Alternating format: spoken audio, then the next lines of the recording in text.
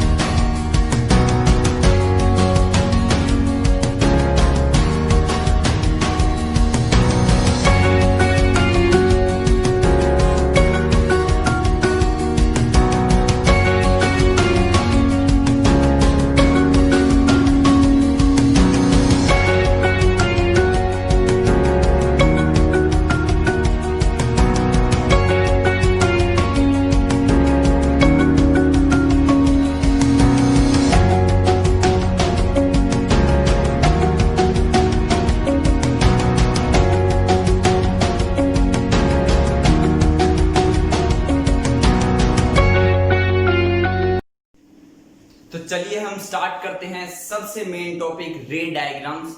दो मिरर थे, concave mirror और कॉन्वेक्स मिरर। उनमें से आज हम कॉनकेव मिरर के रे डायग्राम को स्टडी करेंगे। बट फर्स्ट ऑफ ऑल जल्दी से मैं आपको वीडियो नंबर 9 और वीडियो नंबर 10 में जो बताया गया था वो बता देता हूं, क्योंकि वो रे डायग्राम बनाने के लिए बेसिक्स थिंग है जो आपको पता होना चाहिए। First of all image formation का रूल जल्दी से 1 मिनट के अंदर बता देता हूं। जो रेज प्रिंसिपल एक्सिस के पैरेलल आती थी वो फोकस पर मिलती थी, जो रेज फोकस से आती थी वो प्रिंसिपल एक्सिस के पैरेलल चली जाती थी, जो रेज सेंटर ऑफ कर्वेचर से पास होती थी वो अनडेविएटेड वापस उसी रास्ते पे आती थी, और जो रे पोल पर स्ट्राइक करती थी वो लॉ ऑफ रिफ्लेक्शन को फॉलो करती थी। मींस जिस एंगल पे आती थी उसी एंगल पे वापस चली जाती थी। ये वीडियो नंबर 9 में आपको बताया गया था। वीडियो नंबर 10 में हमने साइन कन्वेंशन लिए थे। साइन कन्वेंशन का मतलब कब हमें कौन सी क्वांटिटी पॉजिटिव लेनी है और कब नेगेटिव लेनी है, उसके लिए हमने 3 रूल पढ़े थे। वो क्या थे? एक तो P को रेफरेंस पॉइंट लेना है, मतलब हर एक डिस्टेंस P से मेजर होगी। सेकंड कि जो हाइट आप प्रिंसिपल एक्सिस से ऊपर मेजर करोगे पॉजिटिव, और जो हाइट आप प्रिंसिपल एक्सिस से नीचे मेजर करोगे नेगेटिव। जो डिस्टेंस आप इंसिडेंट रे की डायरेक्शन में मेजर करोगे पॉजिटिव, और अगर आप उससे अपोजिट डायरेक्शन में मेजर करोगे तो नेगेटिव।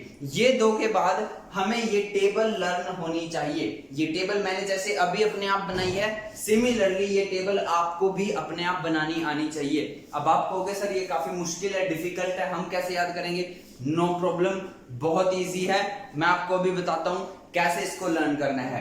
ये जो डायग्राम मैंने यहां पर बना रखा है ये अपने माइंड में बिठा लो, ये अपने माइंड में याद रखो। मतलब आप हवा में भी अपने हाथ घुमाओगे ना तो ये डायग्राम बनना चाहिए, ये इतना परफेक्ट होना चाहिए। आपको पता ही है, ये अगर एक मान लो मैं कॉनकेव मिरर है, देखो ये कॉनकेव मिरर हो गया, outer surface polish, inner surface reflecting. तो पहले क्या आता है P, फिर क्या आता है F, फिर क्या आता है C, और ऐसे बहुत ज्यादा दूर कौन सा पॉइंट आता है? इंफिनिटी। ये किसका सिंबल है? इंफिनिटी का। किसका सिंबल है? इंफिनिटी का। मतलब समझते हो? इंफिनिटी का मतलब बहुत ज्यादा दूर। जैसे यहां से स्काई है, आसमान है, वो क्या है? हमसे इनफाइनाइट डिस्टेंस पे। इनफाइनाइट मतलब बहुत ज्यादा दूर, ठीक है। तो ये रफ है, बिल्कुल साफ सुथरा डायग्राम नहीं आपको बनाना, रफ है। बस आप एक बात याद रखना, पहले आता है P, फिर आता है F, फिर आता है C, और फिर बहुत दूर जाके आएगा इंफिनिटी, ठीक है। तो इस टेबल में आपको क्या क्या दिया गया है? सीरियल नंबर 1 2 3, टोटल 6 रे डायग्राम बनने वाले कॉनकेव मिरर के।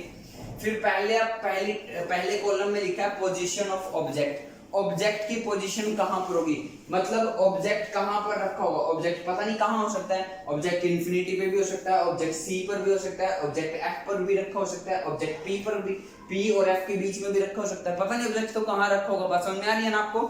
तो ये ऑब्जेक्ट की पोजीशन आपको कैसे याद रखनी है कि ऑब्जेक्ट इंफिनिटी से शुरू होगा और हर एक स्टेप पर पोल की तरफ चलता चला जाएगा।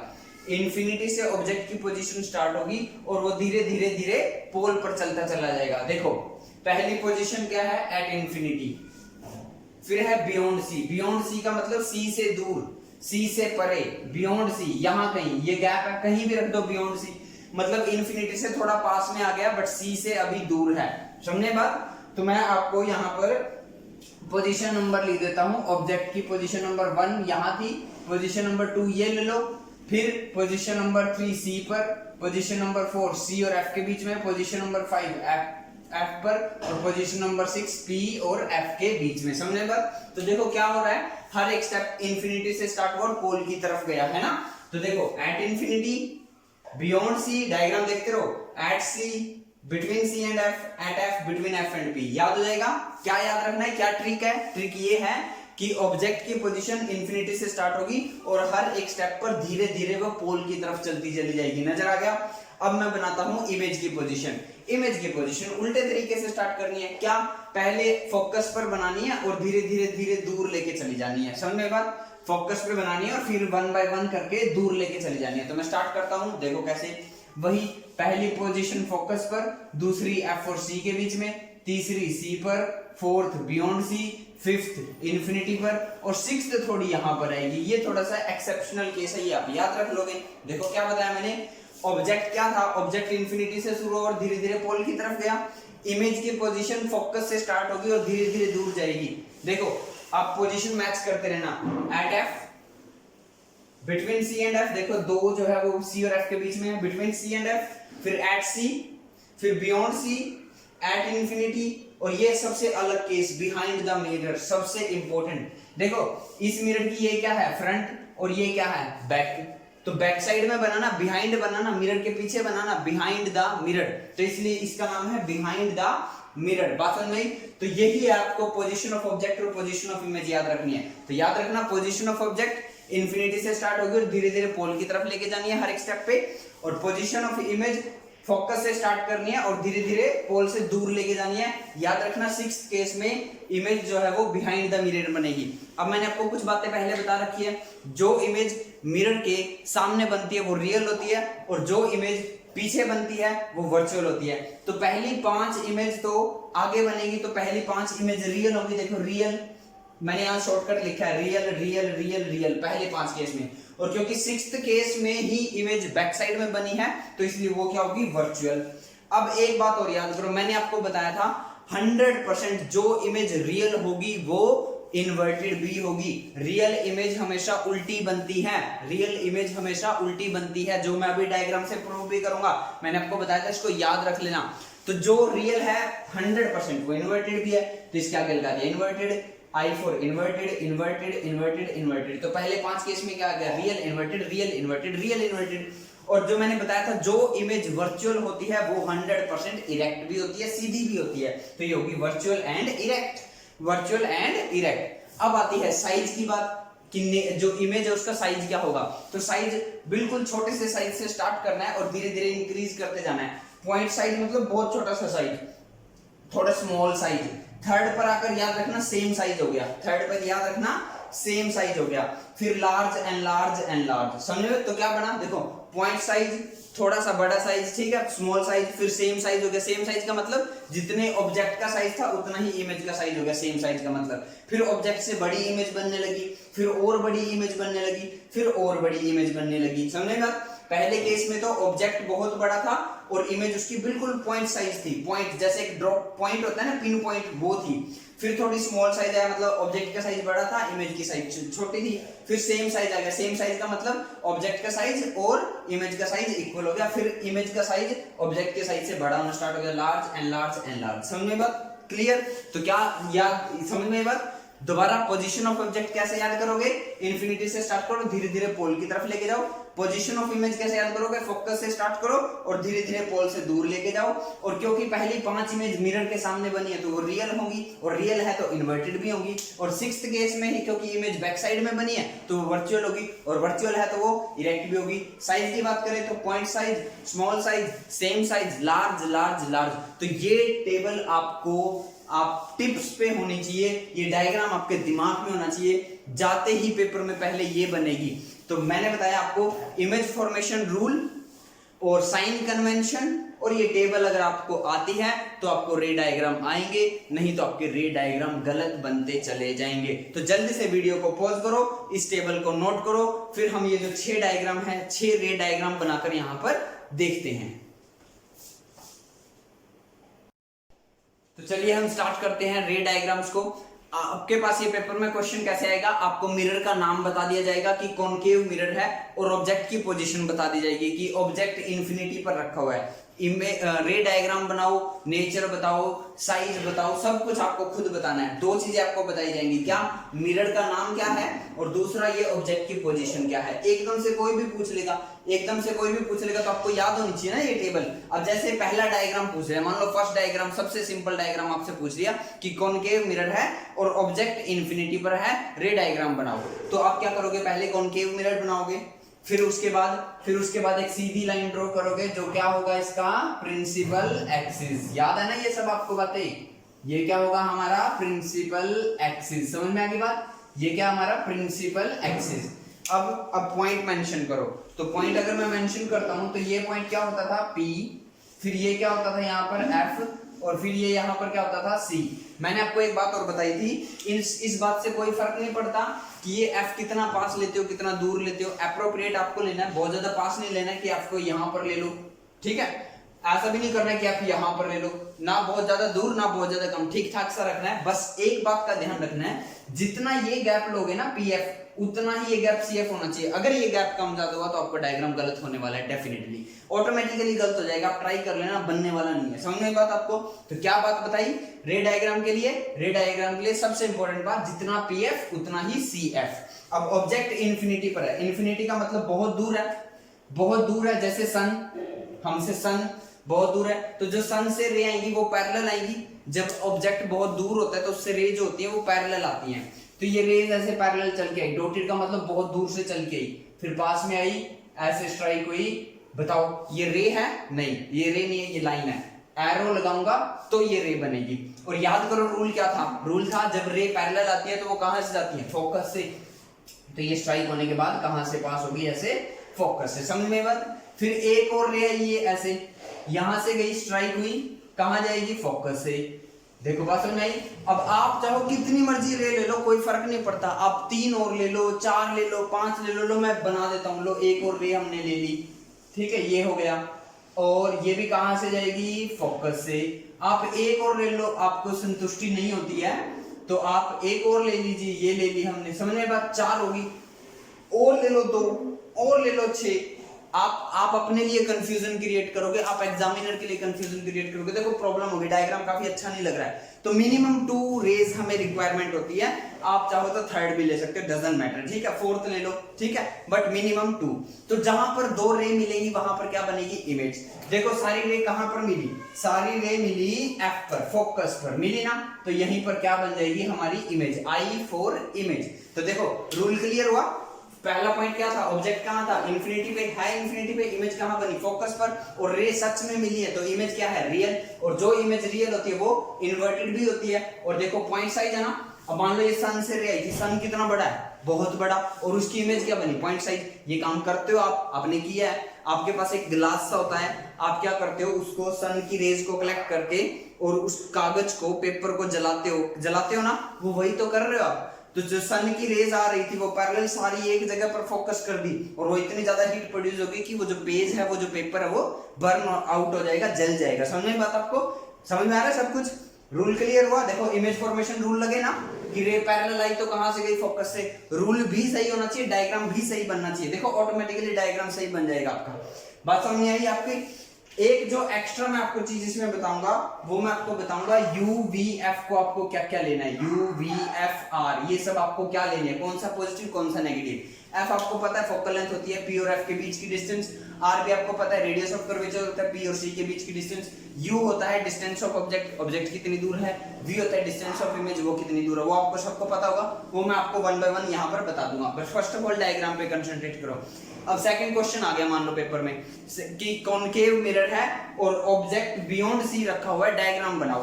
अब जब आपको यही नहीं पता होगा कि कॉनकेव मिरर के सामने जब ऑब्जेक्ट बियॉन्ड सी पर होता है तो इमेज सी और एफ के बीच में बनती है, तो आप बना ही नहीं सकते, इसीलिए इस टेबल की इंपॉर्टेंस है। समझ में बात? पेपर में आपको क्या बता दिया जाएगा, पेपर में आपको बता दिया जाएगा कि कॉनकेव मिरर है, ऑब्जेक्ट बियॉन्ड सी है, बनाओ डायग्राम।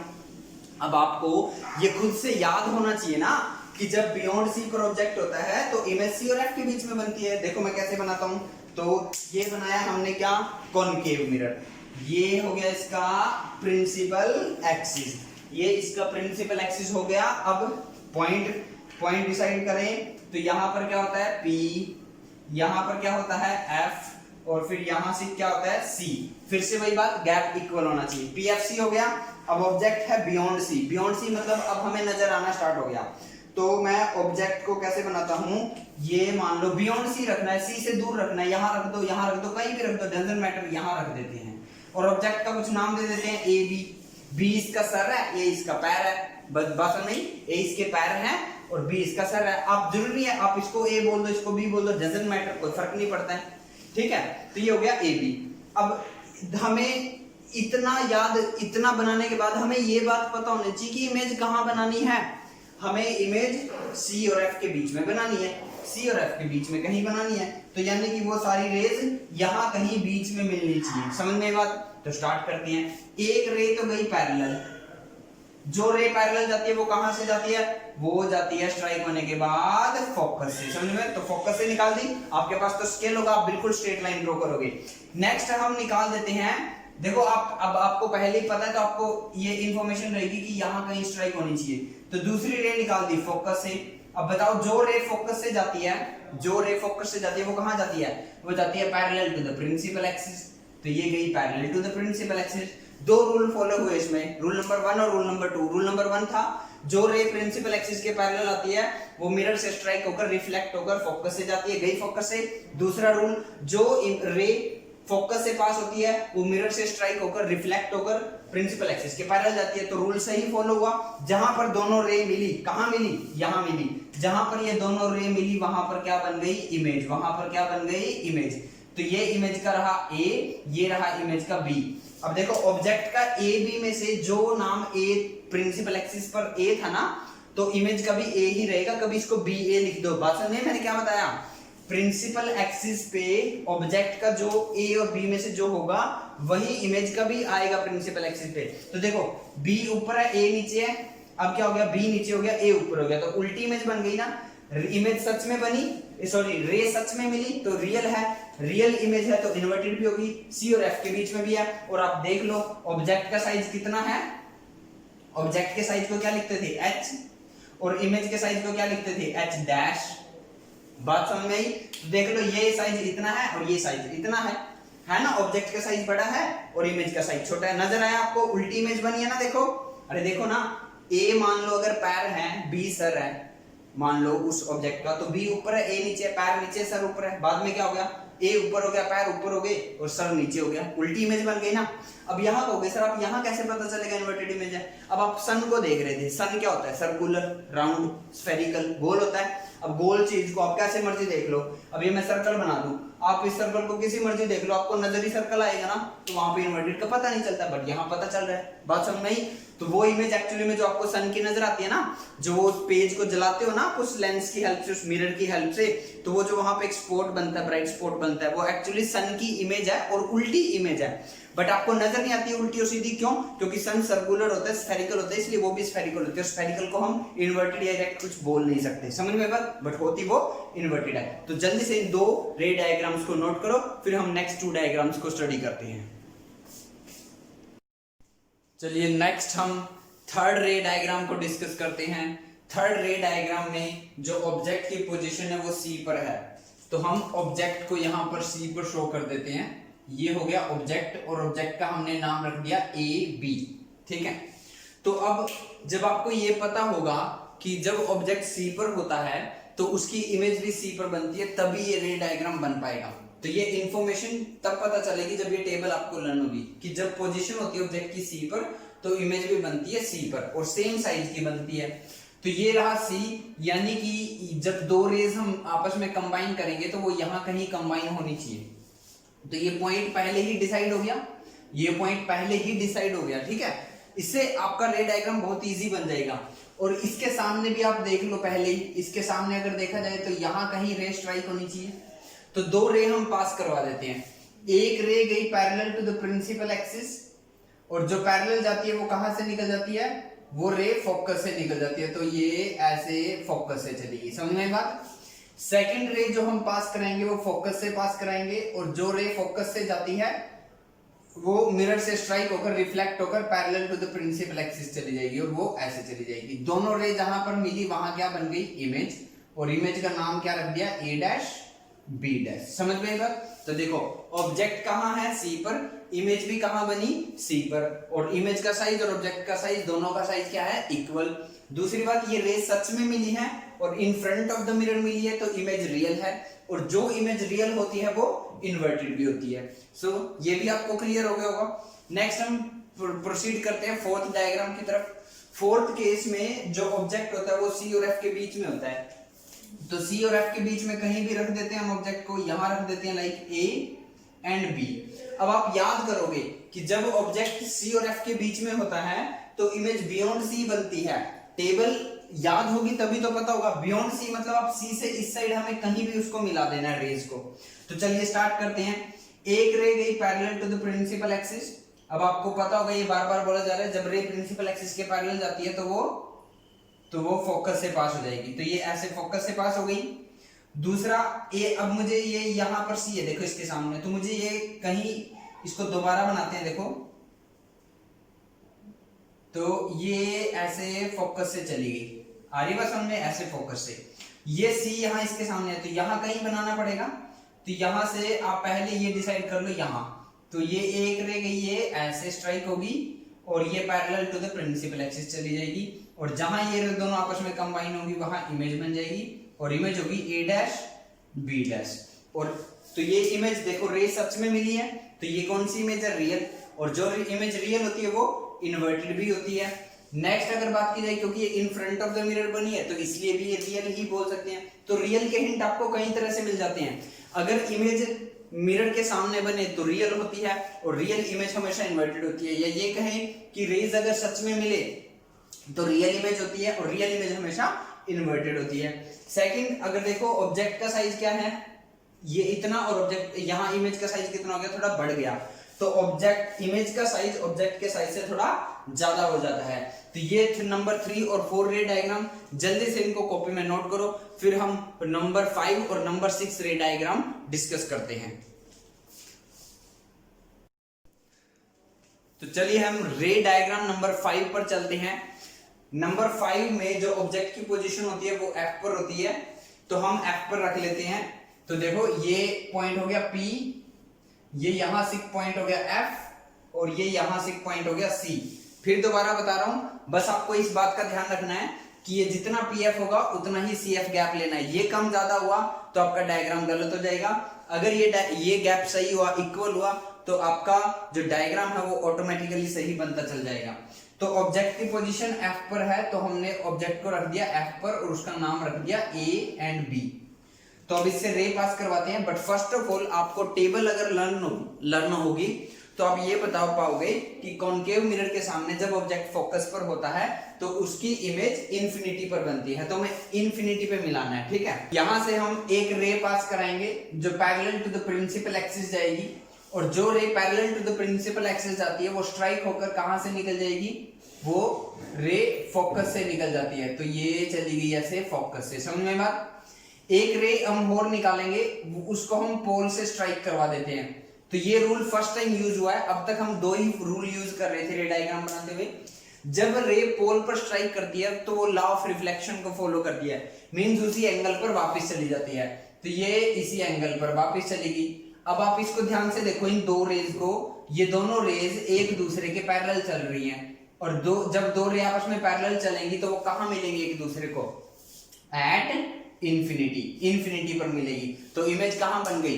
इंफिनिटी पे। समझ में एक बात? देखो ऑब्जेक्ट फोकस पर था, इमेज कहां बनी? इंफिनिटी पे।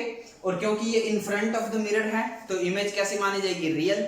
और रियल है तो क्या होगी? इन्वर्टेड। नेक्स्ट थिंग अगर देखी जाए तो दो रूल हमने इसमें फॉलो किए। एक, जब पैरेलल गई तो वो फोकस से गई, जो पोल से स्ट्राइक हुई वो पैरेलल, वो उसी एंगल पर चलेगी, मींस लॉ ऑफ रिफ्लेक्शन को ओबे किया। अब आती हैं रे डायग्राम नंबर 6 पे, जो सबसे इंपॉर्टेंट है, पेपर में पूछा ही जाता है हमेशा। सबसे इंपॉर्टेंट है हमारा रे डायग्राम नंबर 6। इसमें ऑब्जेक्ट को कहां रखना हमने? Between F and P. तो स्टार्ट करते हैं हम। ये रहा हमारा पॉइंट P, यहां पॉइंट होगा F, और यहां सिक हमारा पॉइंट होगा C। तो ये हमने 3 पॉइंट बना दिए P, F, C। अब ऑब्जेक्ट को जो हमें रखना है वो P और F के बीच में रखना है। तो ऑब्जेक्ट को हमने रख दिया P और F के बीच में, और इसका नाम रख दिया AB। तो अब इससे रे पास करवाएंगे हम, तो देखते हैं कैसे। एक रे गई parallel to the principal axis, जो स्ट्राइक होकर कहां से निकल जाएगी? ये ऐसे फोकस से। समझ में बात? सेकंड रे जो हम पास कराएंगे वो पोल से स्ट्राइक होगी, और पोल से स्ट्राइक होगी तो वो ऐसे आएगी। अब इसमें और इसमें ये डिफरेंस ध्यान से देखो। ये जो दो रे आ रही हैं, ये रिफ्लेक्टेड जो रे हैं, ये एक दूसरे के पैरेलल है, और जब दो रे आपस में पैरेलल होगी तो वो कभी नहीं मिलेंगी, मीन टू से इन्फिनिटी पर जाके मिलेंगी, बहुत दूर मिलेंगी। बट ये जो दो रे हैं इनका गैप देखिए ध्यान से, यहां का गैप देखो, फिर आगे गैप कम होता जा रहा है ना। तो ये जरूर कहीं ना कहीं जाके मिल जाएंगी। तो हम इनको पीछे प्रोसीड करेंगे ऐसे, और हमें लगेगा कि ये रेज यहां से आई हैं। समझ में आ रही बात? ये ऐसे यहां पर मिल गई, और यहां पर इमेज बन गई। इमेज का नाम रख दिया हमने A dash B dash, A dash B dash. तो देखो बिहाइंड द मिरर बनी ना इमेज, तो इसी एक केस में बनती है बिहाइंड द मिरर। इसलिए ये केस, ये डायग्राम नंबर, रे डायग्राम नंबर 6 सबसे इंपॉर्टेंट है, क्योंकि इसी एक केस में कॉन्केव मिरर वर्चुअल इमेज बनाता है। तो ये इमेज वर्चुअल है। देखो हमें मिलती हुई नजर आई ना सिर्फ ये, हम यहाँ किसी पर्सन की आईज होगी ना, आप समझ रहे हो, यहाँ किसी पर्सन की आईज होगी, तो वो आईज जब इसको रिट्रेस करेगी उसको लगेगा कि यहाँ से आई है, तो यहाँ पर इमेज बन जाएगी। इमेज का साइज देखो ऑब्जेक्ट के कंपैरिजन में, ऑब्जेक्ट के साइज के कंपैरिजन में बहुत ज्यादा है, और वर्चुअल इमेज है, और जो इमेज वर्चुअल होती है वो इरेक्ट भी होती है। देखो इसका A नीचे था, इमेज का भी A ही नीचे है, ऑब्जेक्ट का B ऊपर था, ऑब्जेक्ट का B, इमेज का भी B डैश ऊपर ही है। तो ये इमेज वर्चुअल भी है और इरेक्ट भी है, बिहाइंड द मिरर है, ठीक है, और ये लार्ज साइज में है। तो ये थे आपके 6 रे डायग्राम जो मैंने आपको बताए। अब मैं आपको एक्स्ट्रा पॉइंट आपको बताता हूं कि UVFR को हमें कब क्या लेना है, कब किसको पॉजिटिव लेना है, कब किसको नेगेटिव लेना है। तो इस केस की बात करूं अगर मैं, first of all case number 6 की अगर मैं बात करूं, तो देखो पहले मैं बात करता हूं डिस्टेंस ऑफ ऑब्जेक्ट की। अब ऑब्जेक्ट तो हमेशा लेफ्ट हैंड साइड में ही रहेगा। ये जो कॉन्केव मिरर के मैंने 6 डायग्राम बताए, इन 6 के 6 डायग्राम में ऑब्जेक्ट कहां था? लेफ्ट हैंड साइड में। तो जब उसकी डिस्टेंस मेजर होगी, जैसे मान लो इसकी डिस्टेंस मेजर होगी, ऑब्जेक्ट ऑफ डिस्टेंस को U बोलते हैं, तो वो क्या होगा? PA। क्या होगा? PA। तो मैं यहां लिखता हूं, तो U इस साइड आया ना। अब देखो इंसिडेंट रे कहां जा रही है? इस तरफ, लेफ्ट हैंड साइड से राइट हैंड साइड। ये लेफ्ट हैंड साइड, ये राइट हैंड साइड, ये मिरर का फ्रंट, ये मिरर का बैक। तो अब इंसिडेंट रे कहां से कहां जा रही है? इंसिडेंट रे जा रही है लेफ्ट हैंड साइड से राइट हैंड साइड। और जब आप ऑब्जेक्ट की डिस्टेंस मेजर करोगे तो आप कैसे बोलोगे? उसके PA बोलोगे। तो आप कहां गए PA बोलते हुए? AP नहीं बोल सकते, PA ही बोलना पड़ेगा, क्योंकि रेफरेंस पॉइंट P होता है। तो PA बोलोगे ना। जब PA आपने बोला तो आप गए राइट हैंड साइड से left hand side, means opposite to incident ray, इसलिए U क्या आएगा? नेगेटिव। और मैंने आपको बताया भी था, U आपको हमेशा ही नेगेटिव लेना है, U आपको हमेशा नेगेटिव लेना है। तो U आ गया नेगेटिव, ठीक है। अब हम बात करें V की। V क्या होता है? Distance of image. अब डिस्टेंस ऑफ इमेज इसमें बात करूं तो डिस्टेंस ऑफ इमेज है इसमें PA dash. Distance of image क्या है? PA dash. देखो ये रही, इसको मैं क्या लिखूंगा? V। और ये क्या आएगी पॉजिटिव। क्यों? क्योंकि इंसिडेंट रेज आ रही है लेफ्ट हैंड साइड से राइट हैंड साइड, और हम ये डिस्टेंस भी मेजर कर रहे हैं लेफ्ट हैंड साइड से राइट हैंड साइड। देखो पी ए डैश है ना। मैं सिमिलरली यहां पर भी ये शो कर देता हूं, इसके सामने यहां से ये डिस्टेंस, ये इस डिस्टेंस को बोलेंगे हम u, और वो क्या होगी नेगेटिव। फोकल लेंथ ये रही, देखो इसके सामने यहां से ये डिस्टेंस होगी, इसको बोलेंगे हम f, स्मॉल f, और ये भी क्या होगी नेगेटिव, क्योंकि इसको मैं ऐसे करूंगा पी एफ। तो u क्या हुआ नेगेटिव, v क्या हुआ पॉजिटिव, फोकल लेंथ क्या होगी नेगेटिव। अगर फोकल लेंथ नेगेटिव है तो r भी क्या होगा नेगेटिव। तो सिक्स्थ केस में सभी नेगेटिव होते हैं सिर्फ एक v को छोड़कर, ठीक है। v क्या होता है, v सिर्फ पॉजिटिव होता है, u f r नेगेटिव होता है। अब हम फर्स्ट 5 केस की बात करें तो देखो फर्स्ट 5 केस में किसी में भी आप ले लेना। मैं फर्स्ट ऑफ ऑल अगर फोकल लेंथ लूंगा तो फोकल लेंथ नेगेटिव लेनी पड़ेगी। क्यों? क्योंकि देखो मैं इसको ऐसे रीड करूंगा P F, radius of curvature भी नेगेटिव लेना पड़ेगा क्योंकि मैं इसको रीड करूंगा पी सी। मैं जा रहा हूं रीड करते हुए राइट हैंड साइड से लेफ्ट हैंड साइड, और इंसिडेंट रेज आ रही है लेफ्ट हैंड साइड से राइट हैंड साइड। समझ में आ रही बात आपको? आर क्या होगा नेगेटिव। अब u की बात करते हैं तो u तो हमेशा नेगेटिव लेना है क्योंकि इसी साइड है। अब v की बात करें तो पहले 5 केस में इमेज इसी साइड बनी है, इसी साइड बनती है, तो v भी क्या आएगी नेगेटिव। और अब बच गया h और h डैश। अब h तो हमेशा पॉजिटिव होता है, h तो हमेशा पॉजिटिव होता है। और बात करें h डैश की तो h डैश जो होगा वो h डैश की अगर हम बात करें तो रियल इमेज हमेशा इन्वर्टेड होती है, उल्टी होती है, मतलब प्रिंसिपल एक्सिस के नीचे बनती है, तो इसलिए h डैश नेगेटिव आएगा। मीन टू से अगर हम इनको रिमूव भी कर दे तो सब नेगेटिव आएगा, इसमें आएगा ऑल नेगेटिव, ठीक है। इसमें भी क्या आएगा ऑल नेगेटिव, इसमें भी ऑल नेगेटिव, और इसमें भी ऑल नेगेटिव। यानी पहले 5 केस में सब नेगेटिव होंगे, सिर्फ जो h होगा वो पॉजिटिव होगा, सिर्फ h जो है वो पॉजिटिव होगा हर केस में, h पॉजिटिव होगा, h पॉजिटिव होगा। लेकिन सिक्स्थ केस में आप याद रखना h पॉजिटिव होगा और h डैश भी पॉजिटिव होगा, ठीक है। h डैश भी पॉजिटिव होगा, h भी पॉजिटिव होगा और v भी पॉजिटिव होगा, ठीक है। तो पहले 5 केस में याद रखना, पहले 5 केसेस में सभी नेगेटिव होंगे, सिर्फ h पॉजिटिव होगा, और 6th केस में u f और r नेगेटिव होगा और v h और h डैश पॉजिटिव होगा। बट फिलहाल के लिए अगर मैं h और h डैश को रिमूव कर दूं, क्योंकि h और h डैश को पॉजिटिव या नेगेटिव डिसाइड करना बड़ा इजी है, क्योंकि h तो हमेशा पॉजिटिव रहेगा और h डैश पे बचेगा सिर्फ। अगर इमेज रियल और इन्वर्टेड हुई तो h डैश नेगेटिव होगा, और अगर वर्चुअल और इरेक्ट हुई इमेज तो h डैश पॉजिटिव होगा। बाकी सब यहाँ पर आपको मेंशन है, तो इसलिए मैंने आपको एक्स्ट्रा बताया। जैसे फर्स्ट केस का मैंने आपको एग्जांपल दिया था कि हम उस ग्लास की हेल्प से पेपर को बर्न करते हैं सनलाइट की प्रेजेंस में, वो फर्स्ट केस का एग्जांपल था। सिमिलरली ये जो 6th केस का एग्जांपल है, जब हम इसको मेकअप मिरर के तौर पे यूज करते हैं, मेकअप मिरर के तौर पे जब हम यूज करते हैं, एक्चुअली में वो यही केस होता है, ठीक है। तो इसकी वजह से देखो लार्ज इमेज हमें नजर आती है, अपने फेस की बहुत बड़ी इमेज नजर आती है, जिससे हम अपने फेस को अच्छे से क्लियर कर सकते हैं, साफ कर सकते हैं। तो फर्स्ट केस का एग्जांपल क्या था? फर्स्ट केस का एग्जांपल था जब हम उस मिरर की हेल्प से एक सन की लाइट को पेपर पर कंसंट्रेट करके पेपर को बर्न करते हैं, और ये जो 6th केस एग्जांपल है ये मेकअप मिरर का एग्जांपल है। सो आज के इस वीडियो में आपको ये टॉपिक क्लियर होगा।